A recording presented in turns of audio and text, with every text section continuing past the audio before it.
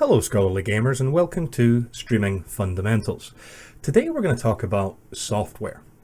Now you might be asking yourself, or well asking me, wait a minute, why are you talking about software, when it comes to streaming from PC, rather than talk about hardware first? Wouldn't that make more sense to talk about what kind of computer you need and what kind of specs and whatnot? And your logic is absolutely sound, and you're right. If you were deliberately looking into building a system specifically for streaming, that would absolutely be the place to begin.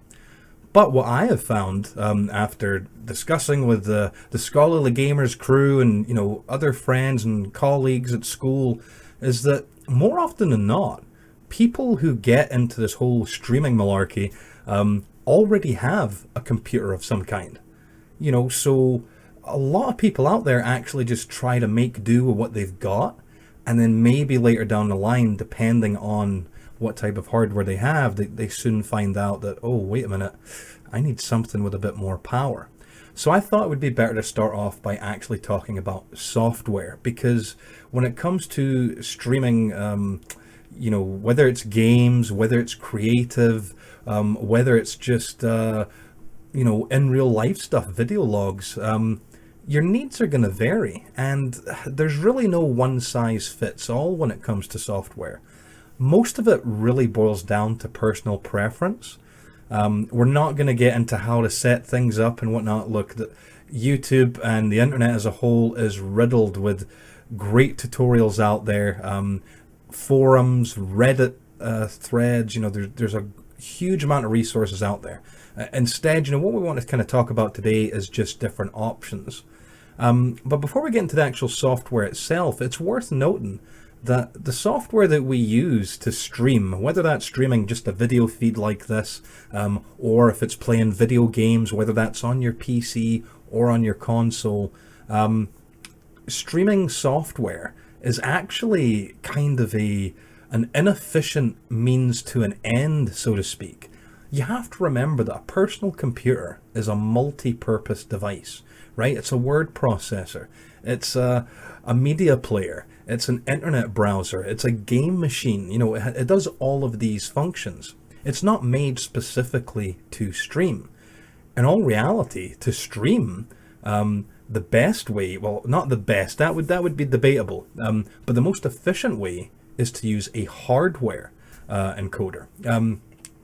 Because when it comes to actual live streaming, there's basically, a few items that are required. First, of course, is your source media, whether that's a video camera like this, a microphone, a video game feed, your screen capture software, whatever. You have to have a source media.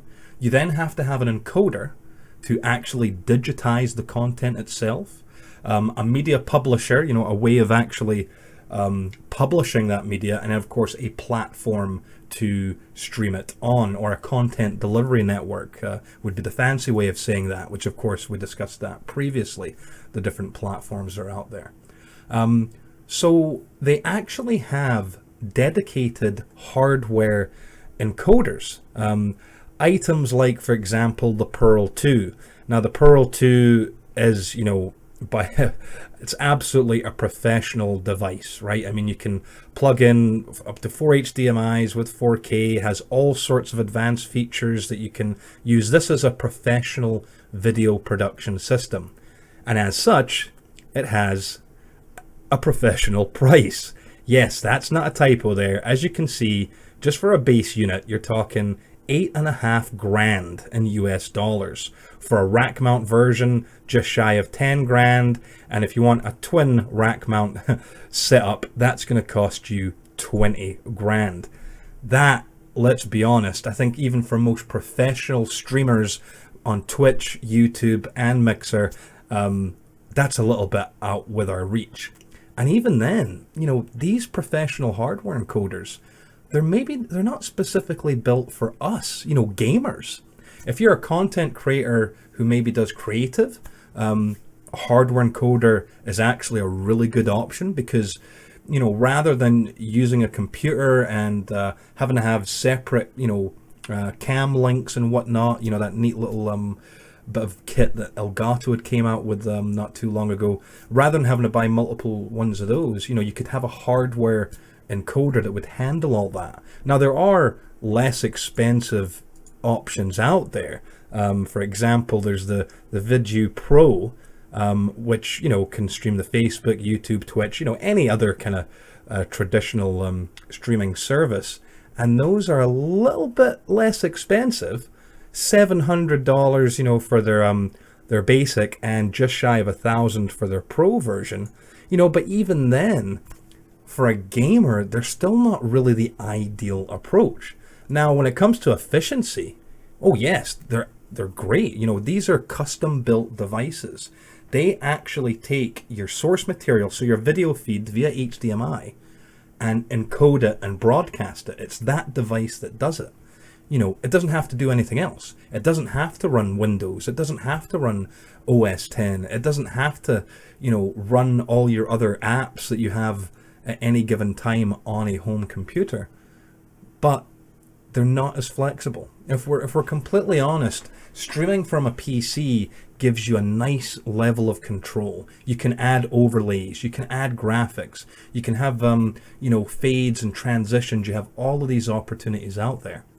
And for the most part, there's two big pieces of software that most people use when it comes to streaming.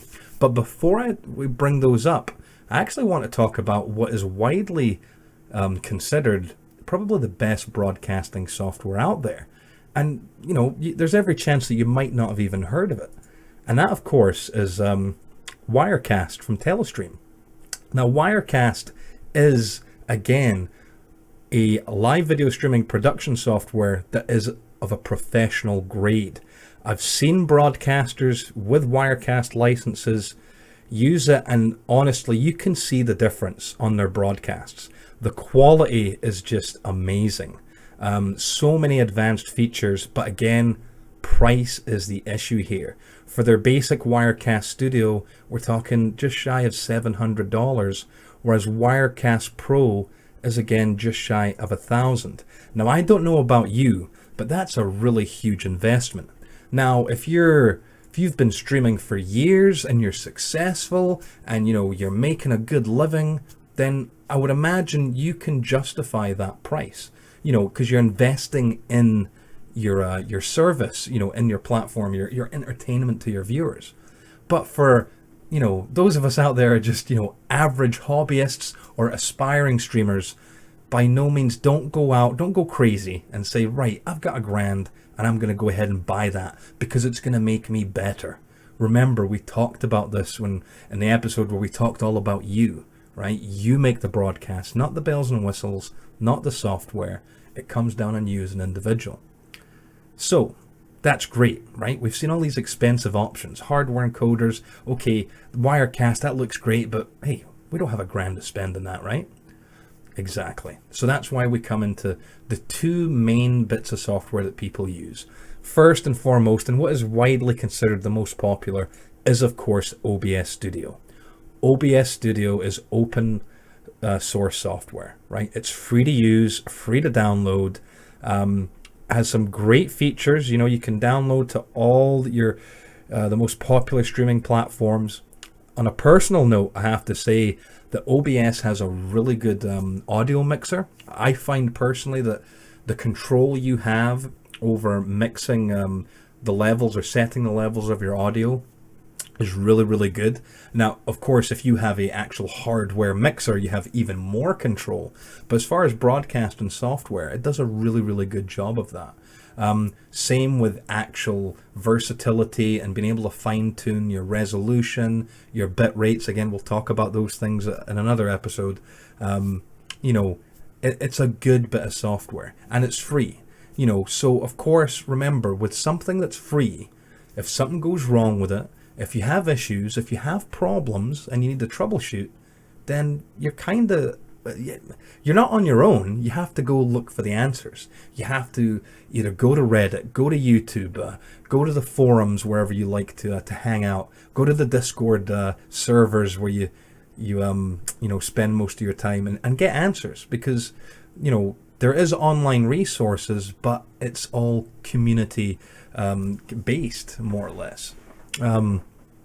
OBS does have a couple of issues, though, depending, on what operating system you have. For example, if you're on Apple, if you have a Mac device, Mac OBS and Elgato capture cards don't behave very well. It takes a lot of working around to get them to work as intended, and that's not OBS's fault. And it's not really Elgato's fault either. It's to do with digital driver signing, and for some reason in the Apple environment, it doesn't just automatically recognize an Elgato capture card as a valid device. And so there's a workaround that you have to kind of do. You can get the video feed, but not the audio feed, and blah, blah, blah, blah, blah.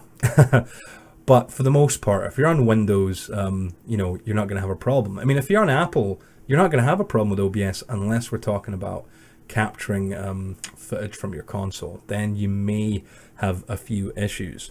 But OBS is great, free to use. You should definitely give it a try. Me personally, I did try it, and I just didn't like it. I don't know. I can't really put my finger on it. I don't know if it was the interface. I don't know if I just didn't find it as intuitive as other options. But for whatever reason, that's just me. There's plenty of folk out there that swear by OBS, and I would by no means try to steer anyone away from it. The other kind of big player in the software category is XSplit. Now, XSplit comes in two flavors. It comes in Gamecaster, which Gamecaster is a decent little bit of software.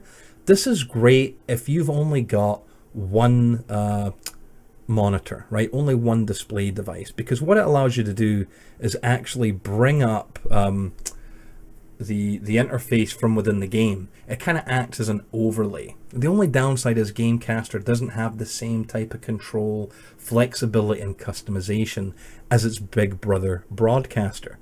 Broadcaster is a much more kind of I hate saying it's not professional, because there is a lot of big streams out there, like companies that do use Broadcaster as their software, so it can be used in a professional setting.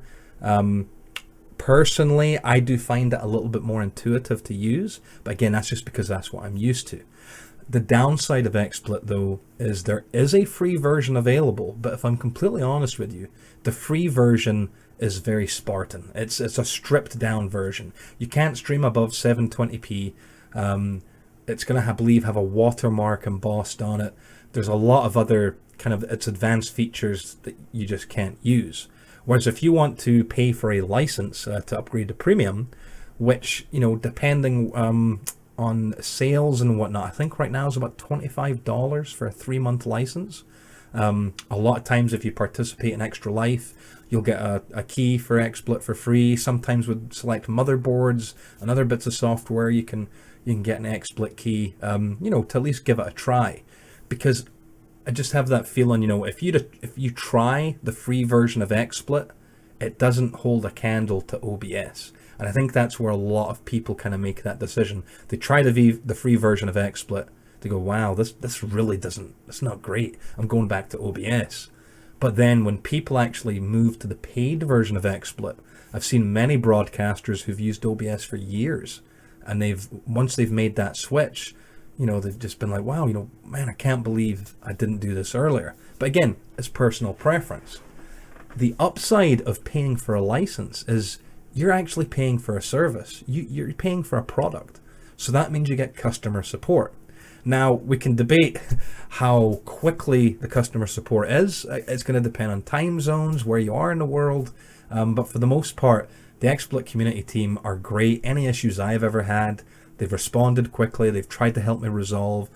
Same on social media. If you tweet at them, most of the time they'll tell you to put in a ticket anyway, but quite often they'll actually talk to you via social media and try to help you out. I'm using XSplit Broadcaster right now to record this.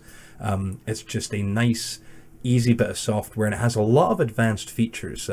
Things like you can have Teradek devices, NDI devices, where so IP cameras can be easily integrated into, that means remote, cameras over the internet can be implemented into the stream, all major capture cards.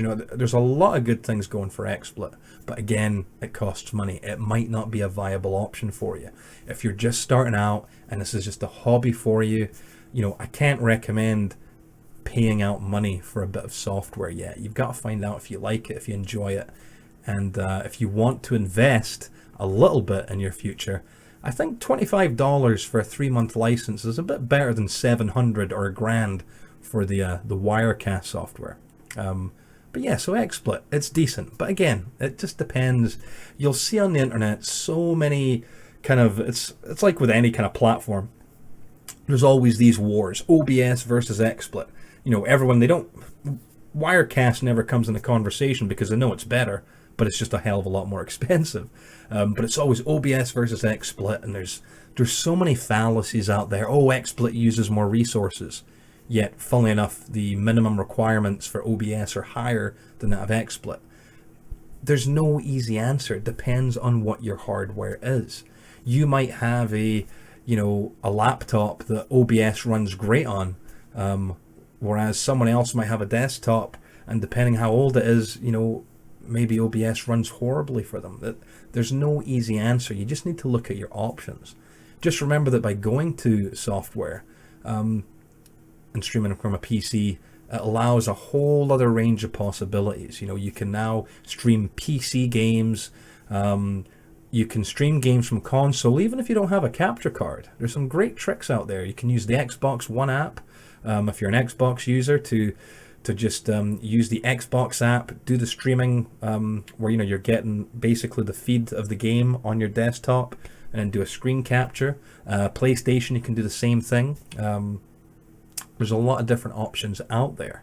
And speaking of the Xbox, we can't forget that if you're on Windows 10 and you just want to play PC games, you can actually broadcast to Mixer directly from Windows 10. You don't even need OBS or XSplit. Now, the downside is it is going to be fairly basic. All it's going to do, as you can see, is capture your gameplay and then your camera and your microphone. So you can put your camera up, you can choose at least whereabouts you want it. But even that's a great way to start out if you're going to be streaming the Mixer. It's nice and simple, you can get the hang of it.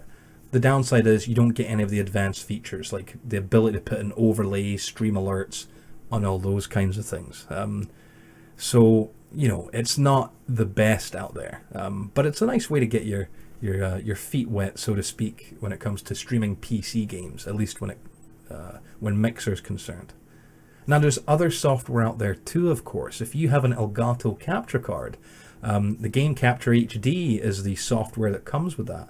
And, a lot of people just don't even consider it, because I think a lot of it comes from memories of how that software used to be.